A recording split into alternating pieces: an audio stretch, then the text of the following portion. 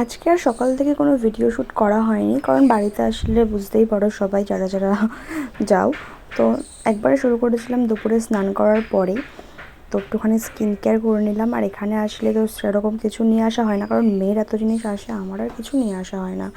তাই জন্য বোনই আমার আশা ভরসা সব কিছু, মানে ওর জিনিসগুলো দিয়েই আমি এগুলো করি। থাকে যেহেতু তাই আর নিয়ে আসা হয় না। আর জাস্ট একটা ক্রিম আর একটা সানস্ক্রিন, এই তো, তেমন তো আর কিছু করিও না। তো তারপরে একটু চুলটা ভেজা ছিল বলে চুলটা একটু আঁচড়ে নিলাম। তারপরে খাওয়া দাওয়া সেরে নিয়েছিলাম, মেয়েকেও খাইয়ে দিয়েছিলাম। ওই যে পেছনে মেয়ে খেলছে, তাই সেই সুযোগে একটু।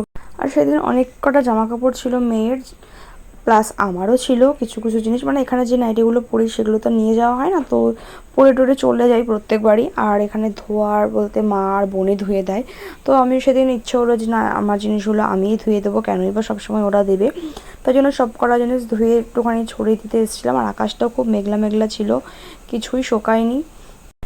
আর এখন তো এরকমই চলছে, কদিন বৃষ্টি তো কদিন গরম, এরভাবেই তো দিনগুলো কাটছে।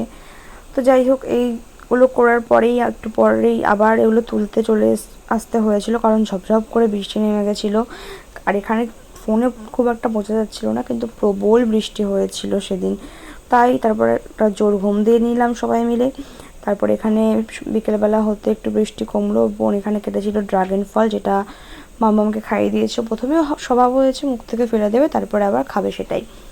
তো আমিও এখানে একটুখানি খেয়ে নিলাম। তারপরে মাম্মামের খেলা শুরু হয়ে গেছে।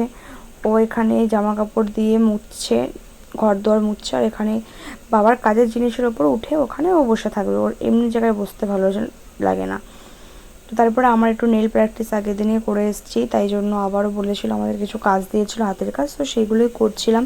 আর প্রথম প্রথম সব জিনিস একটু ইন্টারেস্টিং লাগেই জানি, তাই আমি একটু করে নিলাম প্র্যাকটিস। তো ভালোই মোটামুটি যতটা পেরেছি করেছি, যতটা শিখিয়েছে আশা করি পেরেছি। পরের দিন ম্যামও তাই বলেছিল, বেশ ভালোই হয়েছে। তো তারপরে এখানে আবার আমার থেকে ম্যাডামের তো খেতে হবে একটুখানি, তো একটুখানি ছিল বলে ওটা আবার খাইয়ে দিলাম। তো রাতের খাবারটা ছিল সেদিন খিচুড়ি আর বেগুন ভাজা। বাই।